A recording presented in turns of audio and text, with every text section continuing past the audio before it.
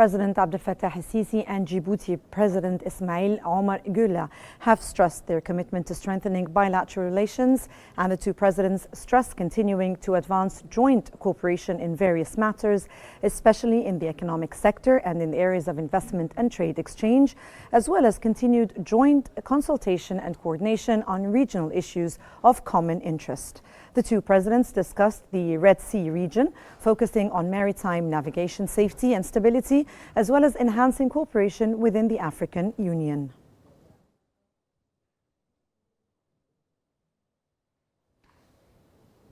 The Minister of Foreign Affairs, Badr Abdelati, has affirmed Egypt's full support for the Republic of Niger in combating terrorism. He highlighted Egypt's support for all countries of the Sahel region and national state institutions in this region.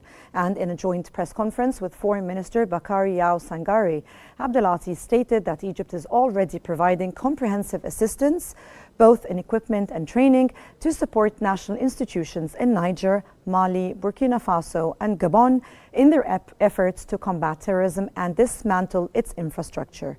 He emphasized Egypt's extensive experience in counter-terrorism and the significant successes the country has achieved in this area.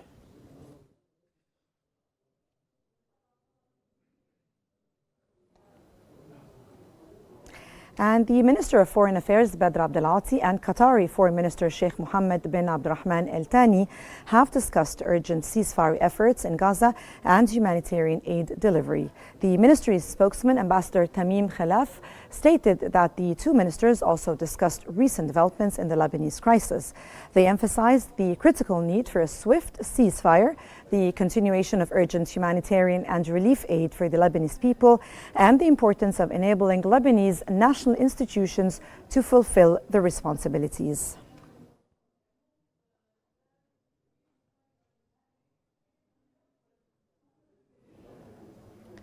The Chinese ambassador to Egypt, Liao Lichang, emphasized that Egyptian-Chinese relations have transcended their bilateral framework, contributing positively to the development of the Global South. He highlighted that Egypt and China are collaborating to promote peace and security in the Middle East.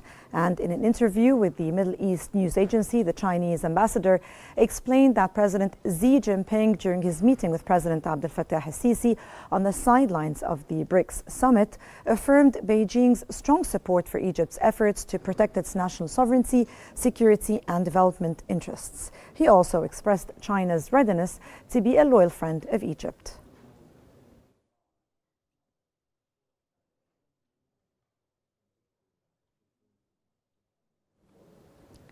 Egypt's permanent United Nations ambassador Osama Abdel Khalek has stressed that Israel must withdraw from the Palestinian territories and Lebanon, and urged its compliance with the relevant UN Security Council resolutions.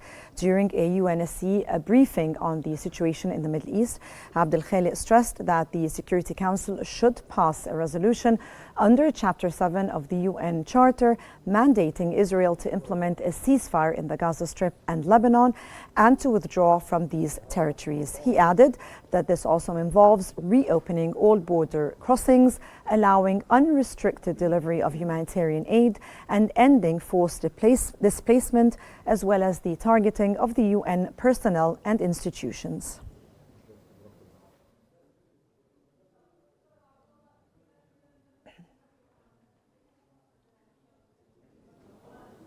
The agriculture ministers of Egypt, Syria, and Bahrain have met in Amman, Jordan, on the sidelines of a regional forum on accelerating the transformation of food systems in the Arab world.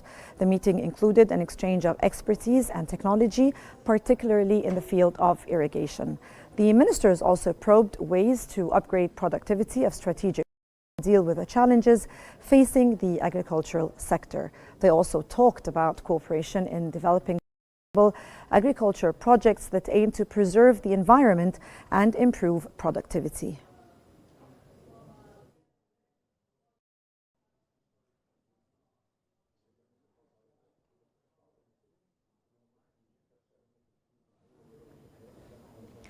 Prime Minister Mustafa Madbouli has said that the cabinet finally approved 3 laws to facilitate and improve tax procedures.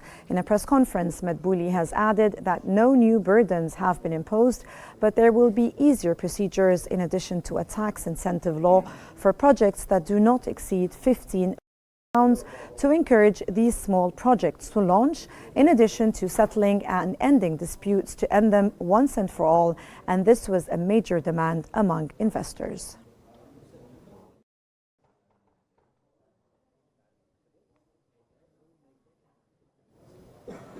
Prime Minister Mustafa Madbouli also has held a meeting to follow up on the final preparations for Cairo's hosting of the 12th edition of the World Urban Forum, scheduled for November the 4th to the 8th.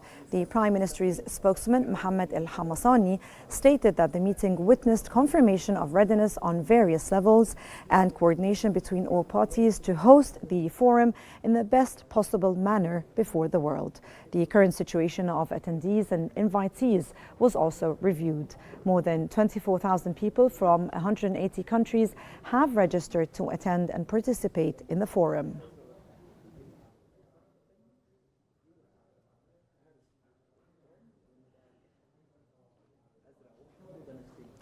And the Minister of Health and Population, Khalid Abdel Ghaffar, has announced that the total number of services provided by the Bidaya initiative since its launch has reached 78,338,444 services. During the past 4 days, the initiative provided 6,862,632 services, as well as 10,112 beneficiaries benefited from the initiative services in the field of women's empowerment and training through 192 services and activities. 1.5 tons of meat were also distributed, reaching 1,550 families, in addition to 8 comprehensive community convoys that benefited 3,564 citizens.